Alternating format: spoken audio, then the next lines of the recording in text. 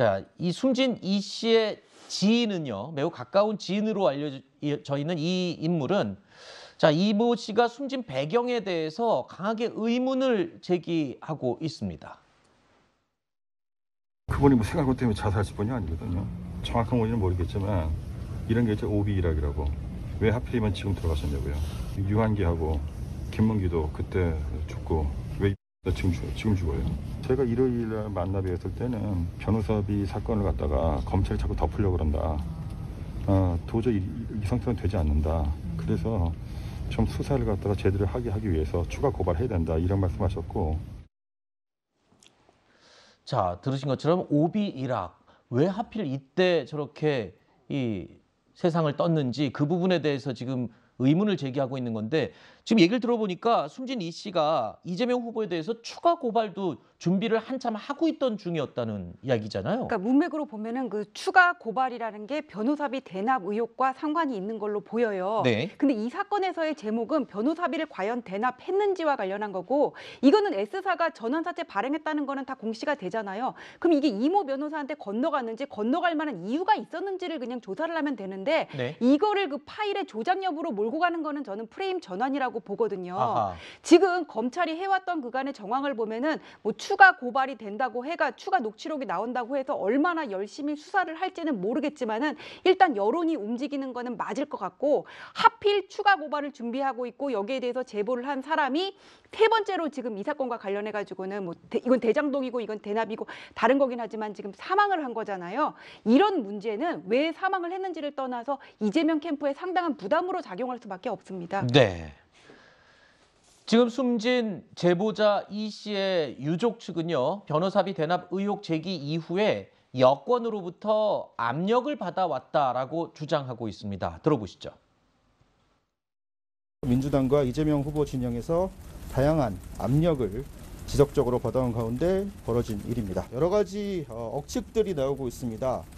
생활고로 인한 비관자설, 뭐 이런 이런 뉘앙스의 보도들이 나오고 있는데 가짜 뉴스고요. 민주당 공보단이 입장문을 하나 냈더라고요. 대납 녹취 조작 의혹으로 정정해서 보도해달라라고 고인이 세상을 떠난 지 1시간 만에 이와 같은 공보단 글이 돌았는데요. 유감을 표하고요. 사람이 죽었으면 애도를 표하거나 혹은 입 다물고 있었어야 하는 게 맞습니다.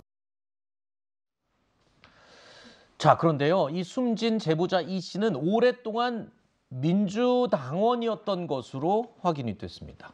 이재명 후보를 고발한 뒤에는 민주당으로부터 제명을 당했다라고 이야기가 들리기도 하는데 숨진 이 씨의 유족 측은요, 고소 고발 압력도 많이 받았다 이런 이야기까지 하고 있는 상태입니다.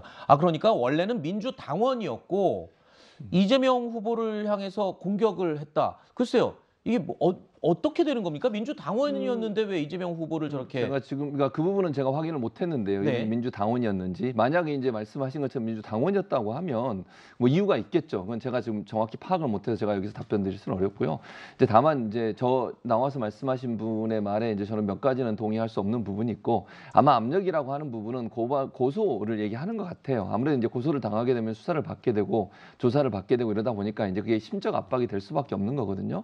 아마 그걸 얘기하는 것 같은데. 뭐 다른 형태의 제가 알기로는 다른 형태의 압박이나 압력이나 개인적으로 그런 건 없었다는 걸 알고 있고요. 네. 만약 있다면 그것도 저는 밝혀야 된다고 생각해요. 근데 네. 아마 제가 볼 때는 아마 이 고소한 것이 본인한테 심적으로 많이 압박이 됐을 거다 이런 생각은 듭니다. 네. 일단 제가 아는 바로는 한 20년 정도 민주당 당원이셨고요. 그래요? 그리고 소위 뭐 굉장히 친문 성향을 가지고 있었던 분으로 문재인 대통령을 굉장히 좋아했던 분으로 확인이 좀 되고 네. 이제 그러다 보니까 이번 경선 과정에서부터 그러니까 이재명 후보의 반대쪽에 섰던 것으로 지금 일단은 SNS 게시글로 좀 확인이 되고요. 그런 과정에서 지금 말씀드렸던 것처럼 여러 가지 뭐 고발 이런 일들이 이어지는 과정이었기 때문에 이제 민주당 입장에서 보면 대선 후보가 확정이 됐는데 계속 이 후보에 대한 공격을 하니까 민주당원으로서는 적합하지 않다는 취지로 제명을 한 것 같습니다만 또 이분 입장에서 보면 나는 민주당을 정말 사랑하고 그런 취지로 이렇게 계속 어쨌건 일을 하고 있는데 제명하는 것에 대해서 굉장히 좀 불편한 심경도 좀 있었던 것으로 알고 있습니다.